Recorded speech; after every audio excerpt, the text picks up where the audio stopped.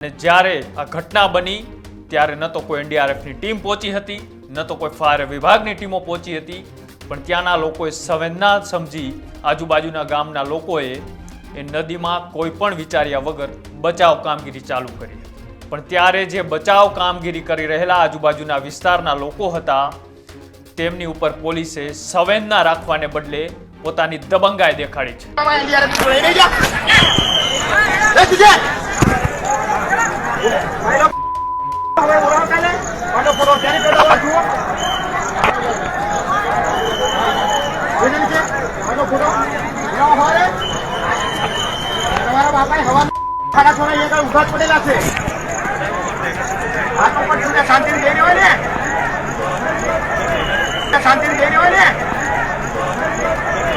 જ્યારે પોલીસને સંવેદના રાખવાની હતી ત્યારે પોલીસે દબંગાઈ દેખાડી છે.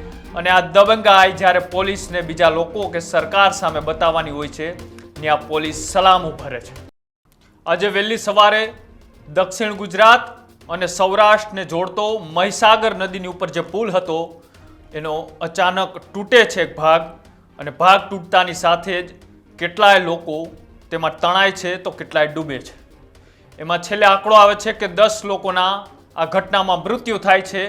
અને જ્યારે આ ઘટના બની ત્યારે ન તો કોઈ એનડીઆરએફની ટીમ પહોંચી હતી, ન તો કોઈ ફાયર વિભાગની ટીમો પહોંચી હતી, પણ ત્યાંના લોકોએ સંવેદના સમજી આજુબાજુના ગામના લોકોએ એ નદીમાં કોઈ પણ વિચાર્યા વગર બચાવ કામગીરી ચાલુ કરી હતી.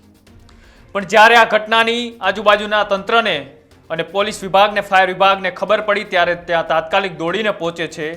પણ ત્યારે જે બચાવ કામગીરી કરી રહેલા આજુબાજુના વિસ્તારના લોકો હતા તેમની ઉપર પોલીસે સંવેદના રાખવાને બદલે પોતાની દબંગાઈ દેખાડી છે. જ્યારે પોલીસને સંવેદના રાખવાની હતી ત્યારે પોલીસે દબંગાઈ દેખાડી છે. અને આ દબંગાઈ જ્યારે પોલીસને બીજા લોકો કે સરકાર સામે બતાવવાની હોય છે ત્યાં પોલીસ સલામું ભરે છે. નમસ્કાર, આપ જોઈ રહ્યા છો ન્યૂઝરૂમ. આપની સાથે છું કૃણાલ આહિર.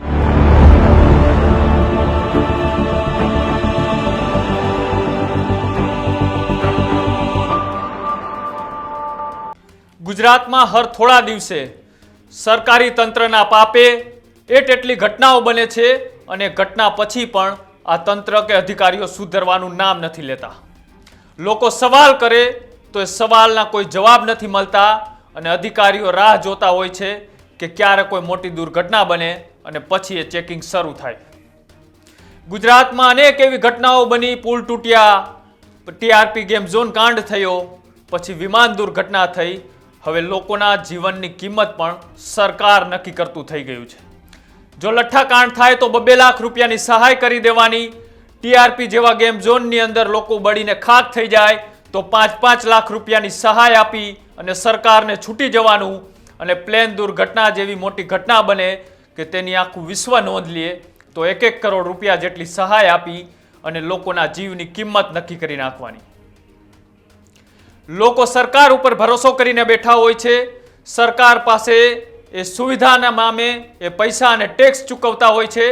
પણ જે લોકો રસ્તા ઉપર નીકળે તો બ્રિજ તૂટી જાય, ક્યાંક ગેમ ઝોનની અંદર જાય તો ત્યાં આગ લાગે, અને હવાઈ મુસાફરી કરવા માટે એ વિમાનમાં બેસે તો પ્લેન તૂટી જાય તો લોકોને હવે વિચારવું પડશે કે ઘર બહાર નીકળતા પહેલાં કે આ સરકારના પાપે બનેલા રસ્તાઓ કે સરકારી તંત્રના પાપે ચાલતી આ ગાડીઓ કે પછી પ્લેન તેમાં બેસવું કે નહીં.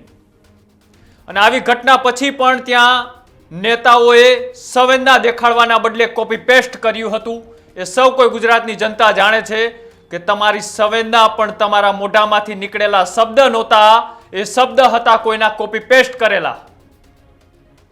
અનેકો વખત ગુજરાતમાં આવી ઘટના બને ત્યારે એક સરખા નિવેદનો સામે આવે છે કે એસઆઈટીની રચનાઓ થશે, તપાસ થશે અને બાદમાં જે ચમરબંધીઓ હશે તેને પકડીને જેલના સળિયા પાછળ ધકેલવામાં આવશે.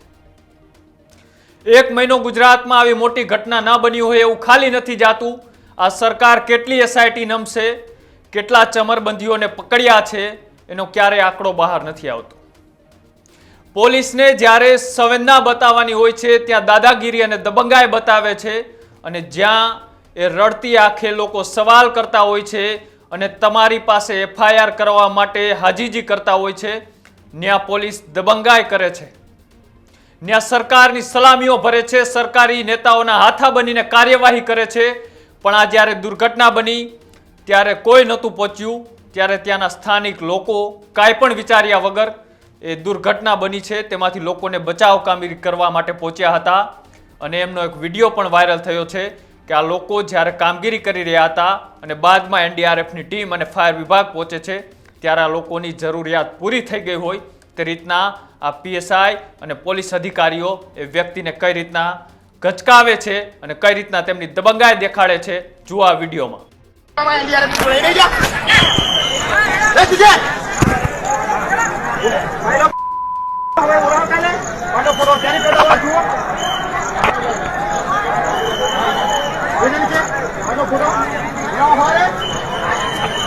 તમારા બાપાએ હવા ખાડા છોડા અહીંયા ઉભા જ પડેલા છે. હાથો પર તું શાંતિ લઈ રહ્યો ને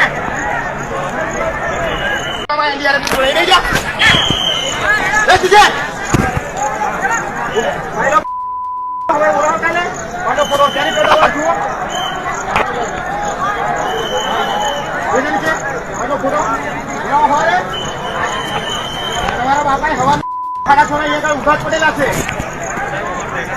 હાથો પર તું શાંતિ લઈ રહ્યો ને. તમે આ 26 સેકન્ડનો વિડીયો જોયો. આ વિડીયો પછી મારી પાસે કોઈ શબ્દ નથી, પણ પોલીસની આ કામગીરી પર તમારું શું કહેવું છે એ જરૂર કોમેન્ટ બોક્સમાં જણાવજો. આ ઘટના કોઈ કુદરતી બનેલી ઘટના નથી. આ ઘટના એ માનવ સર્જિત ઘટના છે. આ સરકારી અધિકારીઓના પાપે બનેલી ઘટના છે.